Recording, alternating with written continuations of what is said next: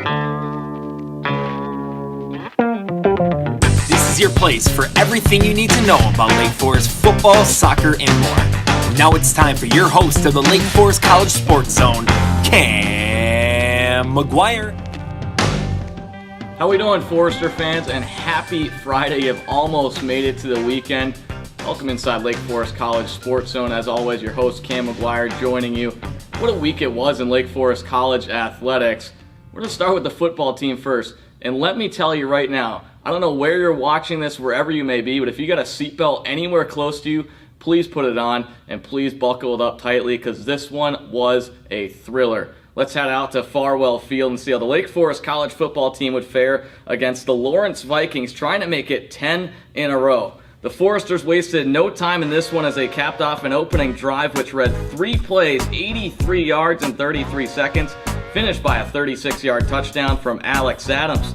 However, the Vikings were able to score 17 unanswered points, which was highlighted by this block punt from Ethan Simmons at the Foresters' own 18-yard line. And then the sophomore would take it all the way to the house. With just 1:41 to play in the first half, big Chris Edomwande would come up huge as he was able to make a gorgeous catch in the right side of the end zone, decreasing the Foresters' deficit to 17-14. But the visitors would not go away in the half as they got the ball back, and thanks to 2 32-yard passes from DeAndre Weaver, the Vikings got inside the Foresters' 5-yard line, and Weaver would connect with the 6'7" tight end Chris Shaw, giving the Vikings a 10-point lead. Coming out of the half, the Foresters found themselves down 24-14. Well, a field goal by Jacob Enyos with just 3:47 to play in quarter number 3, and the home team was now down by 17 points.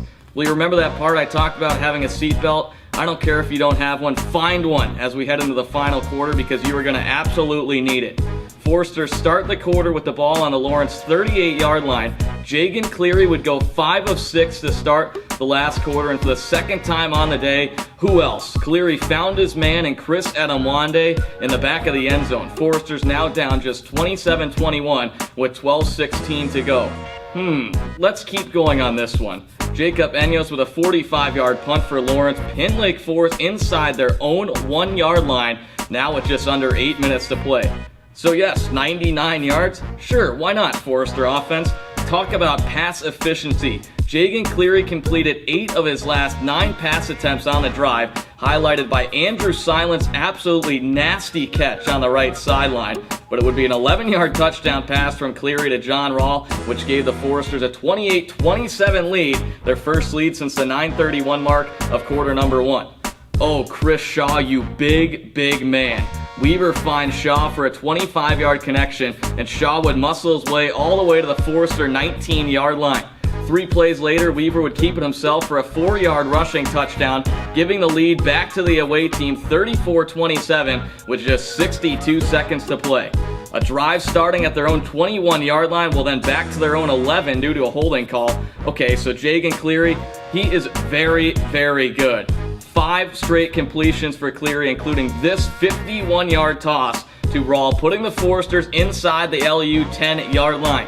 Alex Adams ended up putting the cherry on top with an 8-yard touchdown run, putting the Foresters up 35-34 with only 18 seconds left in regulation. Lawrence would have to go with the laterals as the time winded down, but the Forester defense would say, "No way, Jose," and the Foresters came down from 21 points heading into the last quarter to pull off the dramatic victory.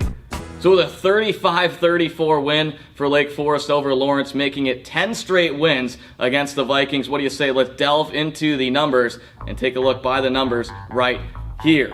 The Foresters held the advantage in total yards offensively, 491 to 407, despite Lawrence for almost 15 more minutes of possession time. LU had more rushing yards, but the Foresters had more passing yards. Third down conversions, well, they were simply just not pretty in this one. Lawrence was 7 of 17, and Lake Forest was just 5 of 13. Jagan Cleary had a fourth quarter for the ages, going 15 of 17 for 184 yards and 2 touchdowns. On the ground, Alex Adams finished with 2 touchdowns, and the Foresters, and it was a combination of wide receivers, but 2 guys really lit it up. Chris Edomwande, 11 catches for 137 yards and 2 touchdowns. John Rawl with 5 receptions for 98 yards and 1 touchdown. On the defensive side of the ball for the Foresters, it was senior linebacker and Charlie Timmerman, who had a career-tying 16 total tackles. Johnny LaPonte also reached double digits in tackles with 11. Hey, don't forget about the special teams, and we focus on the kicker and Michael Bounds right here. He was perfect, 5 of 5 on extra points, and remained perfect on the year, 12 of 12 on PATs. We caught up with Jagan, Cleary, and Chris Edomwande after this one to talk about the excitement that surrounded this after this game. Cam McGuire here with Chris Edomwande to my left and Jagan Cleary to my right. Jagan, we'll start with you. 372 yards, 3 touchdowns. You're 17 of 25 in the second half. How did you find your groove in the second half? Yeah, I mean, I feel like we had it the whole game. We just came out to a slow start. The plays were there. It was just coming down to whether we were executing or not. We came off to a slow start, but, once we got the rhythm going and once we kind of talked to each other and just kind of knew that we could take advantage of what the secondary was giving us, we started rolling. Well, one guy you really found this afternoon was Chris. Chris, spectacular day once again against Lawrence. 11 catches, 132 yards, 2 touchdowns today. Talk about your game this afternoon. I think I really feed off my teammates and my coaches. They have faith in me. They always tell me that I can be the best receiver in this conference. So, when they instill that kind of confidence in me, it's just going out and playing pretty much. Let's go back to the Lawrence thing. Is it something about Lawrence? I don't know if you know it. I definitely know. It was 163, I believe, last year against Lawrence, right around 10 catches as well and 2 touchdowns. Why is it Lawrence that you get up for so much? I wish I had like a story or something, but I just play every game hard. It's nothing about Lawrence that makes me play well. It's just try to play well every game pretty much. Jagan, let's talk about that second half, specifically that fourth quarter. You guys came back 21 points in the fourth quarter to win 35-34. Yeah, I mean, we kind of knew coming out second half, especially in the fourth quarter, we were down, 7-14, 2 touchdowns. We knew it was going to be up to the offense to kind of get the job done. So when kind of the same as Big Chris said, when the coaches kind of put that pressure on our back, I think we do real well at responding to that. And then we saw, glimpses of hope, and then we started rolling. So I think that's kind of what picked us up, is just each other picking us up. All right, both of you guys, awesome game. Once again, congratulations on the win. Thank you. Thank you. Twin Cities this weekend to take on McAllister College this Saturday, 1 p.m. kickoff for that one. Well, that other sport, football, this one spelled F-U-T-B-O-L, known as American soccer here in the States. The men's soccer team, they had an unordinary week this week. They had their game this past Tuesday against Hope College suspended after the half due to lightning and looming darkness. The score was 0-0. This game will not be made up due to the distance between these two schools and the non-conference schedule. Well, last Sunday, the men's soccer team, they opened up Midwest Conference play against Ripon College, and it was a 4-0 win for the Foresters men's soccer team, highlighted by a hat trick from Joao Godoy. Cam McGuire here with Joao Godoy. You guys had a 4-0 win over Ripon on Sunday. You had a hat trick in that one. Walk me through all 3 of those goals. All right, so the first goal, Alex had a good run through the right. He crossed it back into the box. I was there to poke it in. Amar let go of it. I got ahead of the defender, and I poked far corner. Second goal, I think Eric this time had a run through the left. Kind of the same thing. So he crossed it back. I just redirected and put it back in the net. And the third one, I think Alex again in the corner. He crossed it in. I think that there were a few deflections. And I was the second post just to put it in. So you had 3 goals in that game. You had 1 goal last year in your freshman season. Out of the 4 goals that you've scored now, 3 of them have come in the 80th minute.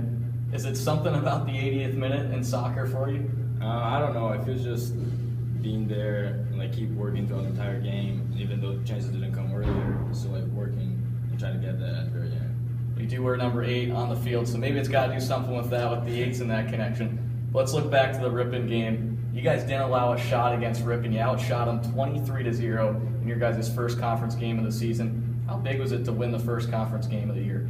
I think it's a very big thing. Set us the bar for the rest of the season and let other teams in the conference know what we're up to. We got to cause an impression the first game. And the game was a good game. I think we dominated most of the time. We should have scored earlier in that game, but I'm happy we got all four of those in. All right, Joel, thanks so much and good luck moving forward. Thank you. The men will travel to Iowa this weekend to take on Grinnell and Cornell College. They won't be alone, though, however, on the Iowa trip. The women's soccer team also going to join them. The women are just 4-6 on the season. They dropped both of their conference games this season against Beloit and Ripon, but they outshot both of those teams. We caught up with Susie Baca earlier this week to find out what the chemistry and what the vibe is like surrounding the women's soccer team so far this year. Joined now with Susie Baca, senior defenseman on the women's soccer team. Susie, 2 conference games so far for you guys. You've lost both of them, but you've outshot both of your opponents. How have you guys struggling to find the back of the net? Do you have any reason for that? Yeah, absolutely. I think we were outplayed both teams. We were just kind of moving people around. We've had a lot of injuries this year, and so positions have been moving around. I played outside back, now I'm moving to forward, so I think we're just moving people around. I think definitely going into this weekend, hopefully our positions, our different formation will help get us some goals. All right, let's talk about this weekend then. You guys are going to the Iowa trip, so you're going to play Grinnell and Cornell. What's the week of practice been like, and what's the message heading into the weekend? Yeah, absolutely. So both of them great teams. Grinnell has been a big challenge for us in the past few years. Going this week in practice has been really well. We've come at it headstrong. We forgot about this past weekend. We're going to move forward, and we know we need both W's this weekend in order to advance farther in this season. So you being a senior, obviously, your 4th season of collegiate soccer, your first 2 years you guys made it to the conference tournament. Last year you guys did not, but kind of talk about now that you're a senior, talk about the role that it plays and what you learned from the upperclassmen your first 2 years that you try to apply to the younger classmen this year. Yeah, absolutely. So I had amazing seniors and upperclassmen all 3 years when I was an underclassman. And I think when I was an underclassman, what motivated me the most was how much the seniors cared and knowing that this was their last season. And so I always wanted to play for them, not only myself, but like the team and also the seniors, knowing that this was their last chance at success in the collegiate level. So I'm hoping that being a leader and showing that I care a lot and I try my best, so hopefully that'll trickle down to the team. All right, Susie, thanks so much. Head to Iowa this weekend and bring back some W's. Absolutely. Thank you. We head over to the golf course just 8 miles up the road from Erin Hills, the site of the 2017 U.S. Open this past weekend. The men's golf team participated in the Wisconsin Lutheran Invitational at Washington County Golf Course, finishing 6 out of 11 teams. Wasn't the only 6th place finish. Ricky Schmidt fired an even par on the first day of the tournament, followed up by a 4-over. He tied for 6th in the tournament individually. The Foresters will wrap up their fall season this weekend participating in the Milken Fall Tournament in Decatur, Illinois. The women's golf team also placed 6th this past weekend at the UW Whitewater Tournament at Randall Oaks Golf Club in Cottage Grove, Wisconsin, placing 6th out of 15 teams. They have their Aldine preview this Friday, and then next weekend they'll head to their conference tournament at Aldine Golf Club in Rockford, Illinois. It was a busy week for the Lake Forest volleyball team. 5 matches in 6 days, which started last Friday against Illinois Tech when they fell 3-2. But on Saturday, they had a doubleheader at Concordia, Chicago, squaring off against Alverno College and Concordia, Chicago. What do you say? Let's take you inside the gym and see how this one will go down. In match number 1 versus Alverno, the Foresters swept the Inferno 3-0. Lake Forest, who had their season-best hitting percentage on the year at 31.5%. Leaders on the match were Grace Larson with 16 kills, Olivia Smith with 4 aces, Morgan Malty with 3 blocks, and Larson, Olivia Treves, and Emily Lewitz tied in digs with 7 apiece. In the second match of the day, this time versus Concordia, Chicago, the Cougars took set number 1, 25-18. In set number 2, the Foresters scored the first 5 points. They never trailed in set number 2, winning the set 25-20, evening the matchup at 1 apiece. Concordia led by as many as 5 points in the third set at 13-8.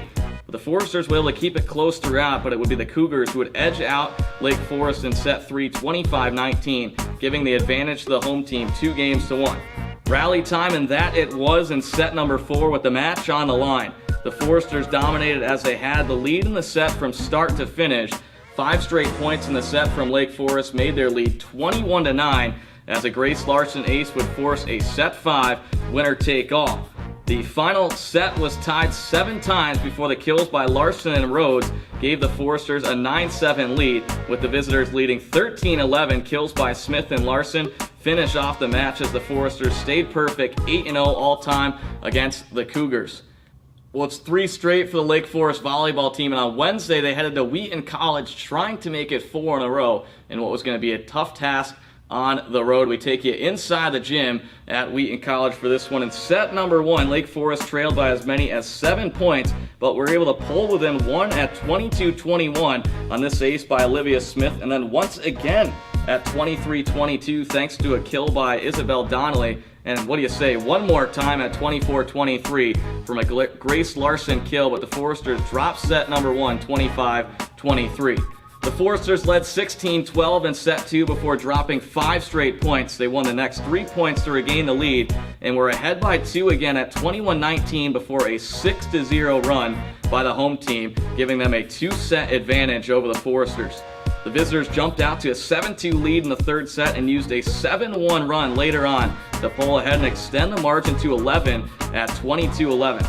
The Thunder closed to within 6 at 23-17 and 24-18 before an attack error ended the set. Set 4 was close early on, but 4 3-point runs by the Foresters, separated by single tallies by the home team, made the score 21-11. Wheaton won the next 3 points, but neither team served twice in a row for the rest of the way, and a kill by Smith finished off the set and tied the match. The Thunder won the first 4 points of the 5th set and pulled out to a 10-3 lead. Lake Forest battled back, however, and fought off 3 consecutive match points before a service error ended the contest, making it Lake Forest's 6th 5th set loss on the season. Their overall record dropped to 7-10. They open up conference play finally this Saturday at Knox College, 1 p.m. start time for that one. Well, what a week it was surrounding Lake Forest College athletics, and it's going to be a great one coming up here for all the teams. Stay up to date at goforesters.com. That'll do it for this week's episode of Lake Forest College Sports Zone. For myself, Cam McGuire, as always, go Foresters.